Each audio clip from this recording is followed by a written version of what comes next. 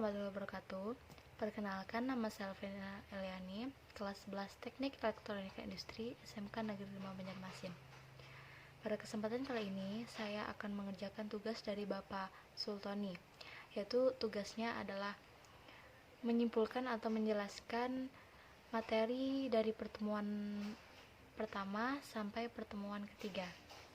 Materi pada pertemuan yang pertama yaitu materi tentang teknik urutan pemecahan masalah matematis menggunakan diagram alir.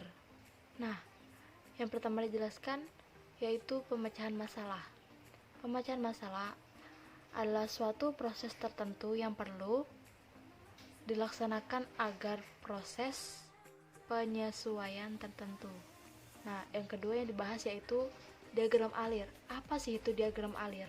Diagram alir adalah urutan atau langkah-langkah dalam bentuk simbol yang berfungsi untuk menggambarkan, menyederhanakan suatu rangkaian proses atau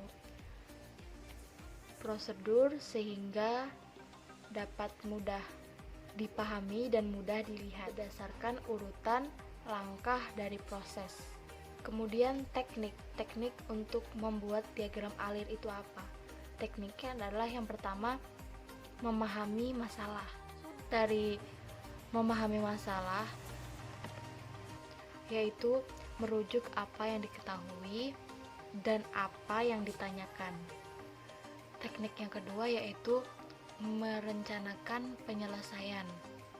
Maksudnya menghubungkan antara data yang diketahui dengan permasalahan yang ada. Teknik yang ketiga yaitu menyelesaikan rencana.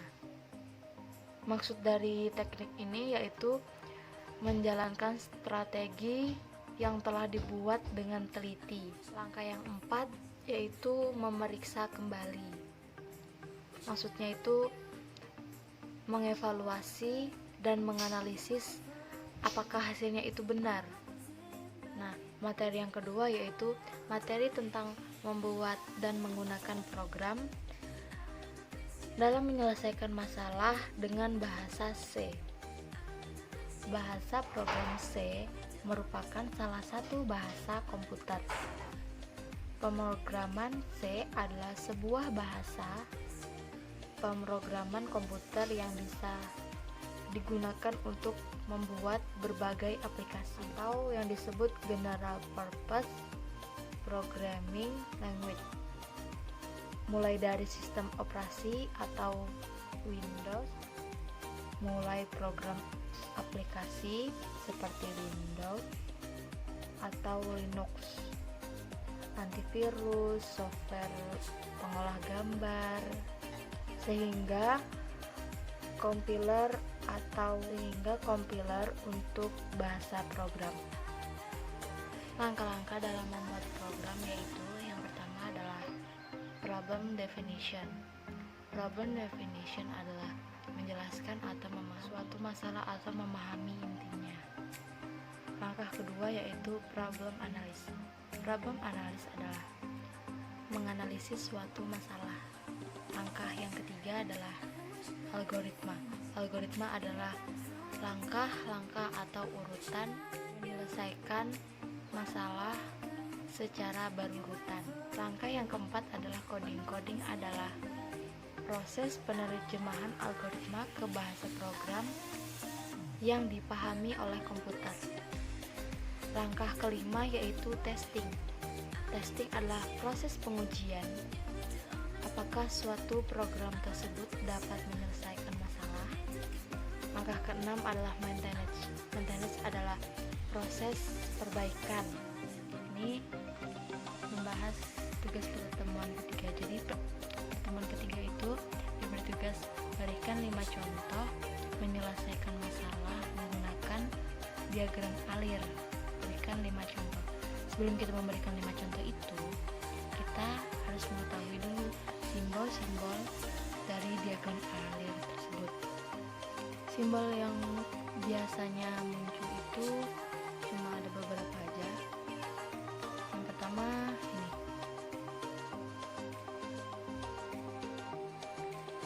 Ini simbolnya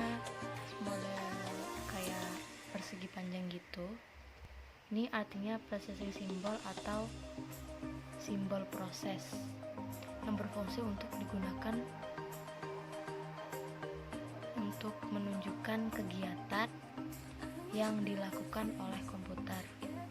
Itu tadi simbol yang pertama. Simbol yang kedua yaitu ini. Simbolnya seperti gambar jajar genjang ya, yang berarti foot atau simbol keluar masuk. Yang ketiga yaitu simbolnya seperti ini, yaitu terminal point simbol atau simbol titik. Terminal menunjukkan permulaan atau start atau akhir dari suatu proses. Simbol yang keempat yaitu ini, itu yang dimaksud dengan simbol penyediaan tempat penyimpanan suatu pengolahan untuk. Nah, itu tadi beberapa simbol yang biasanya keluar. Kemudian contoh-contohnya, yang pertama yaitu ini. Ini diagram alir menghitung luas segitiga. Itu kalian bisa lihat sendiri simbol-simbolnya ya. Yang pertama itu mulai, masukkan alas, masukkan tinggi, kemudian luas sama dengan setengah kali alas kali tinggi. Kemudian tampilkan luas segitiga atau hasilnya, lalu selesai. Contoh yang kedua,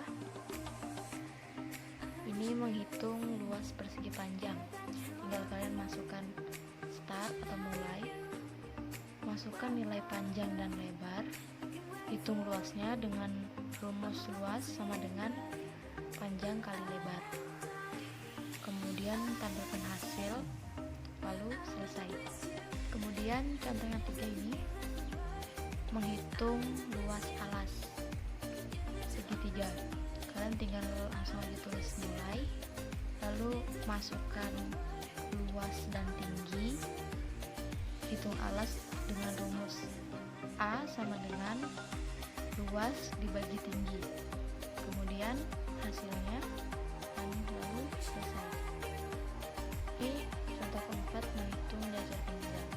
Itu saja mulai, masukkan alas dan tinggi, hitung alas kali tinggi, terus hasilnya, kemudian selesai. Ini contoh yang kelima, membuat teh manis.